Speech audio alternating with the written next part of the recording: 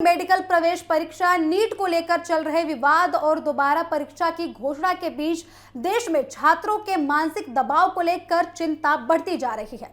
तमिलनाडु के कोयंबटूर और गुजरात के अहमदाबाद से दो छात्रों की मौत की खबर सामने आई है। दोनों छात्र नीट की तैयारी कर रहे थे और इन घटनाओं ने एक बार फिर प्रतियोगियों की परीक्षा के दबाव और छात्रों के मानसिक स्वास्थ्य पर गंभीर सवाल खड़े कर दिए हैं। आपको बता दें कि तमिलनाडु के कोयंबटूर में 19 वर्षीय छात्रा अनुकीर्तना की मौत हो गई है। छात्रा नीट परीक्षा की तैयारी कर रही थी और मेडिकल कॉलेज में प्रवेश का इंतजार कर रही थी। बताया जा रहा है कि परीक्षा रद्द होने और दोबारा परीक्षा की घोषणा के बाद वे काफी तनाव में चल रही थी। परिजनों के अनुसार छात्र ने अपनी मौत से पहले अपने चाचा और कुछ करीबी रिश्तेदारों से लंबा व्हाट्सएप संदेश किया था। संदेश में उसने लिखा था कि उसने परीक्षा दी थी और मेडिकल कॉलेज में दाखिले की उम्मीद कर रही थी, लेकिन परीक्षा रद्द होने के बाद उसे दोबारा परीक्षा देने का डर सता रहा था।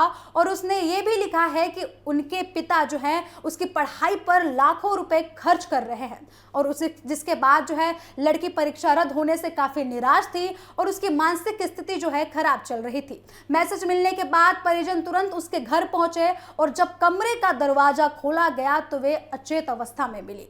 उसे तुरंत हॉस्पिटल ले जाया गया, लेकिन डॉक्टरों ने उसे मृत घोषित कर दिया।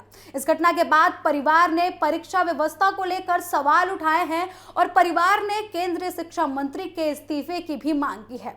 वहीं दूसरी ओर गुजरात के अहमदाबाद में भी एक 17 वर्षीय छात्र की मौत की खबर सामने आई है।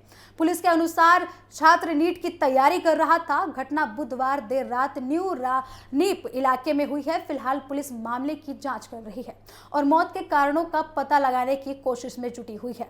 इन दोनों घटनाओं के बाद छात्रों के मानसिक स्वास्थ्य को लेकर बहस तेज हो गई है। आपको बता दें कि नीट यूजी 2026 परीक्षा 3 मई को आयोजित की गई थी। परीक्षा के बाद कई राज्यों में पेपर लीक और गड़बड़ी के आरोप सामने आए थे और जांच के बाद 12 मई को परीक्षा को रद्द कर दिया गया और दोबारा परीक्षा कराने का फैसला लिया गया। अभी इसके बाद देश भर में कई छात्रों और अभिभावकों की चिंता और ज्यादा बढ़ गई और मानसिक दबाव की स्थिति पैदा हो गई। इसी बीच शिक्षा, स्वास्थ्य और छात्रों पर बढ़ते दबाव को लेकर राजनीतिक बयानबाजी भी तेज हो गई है।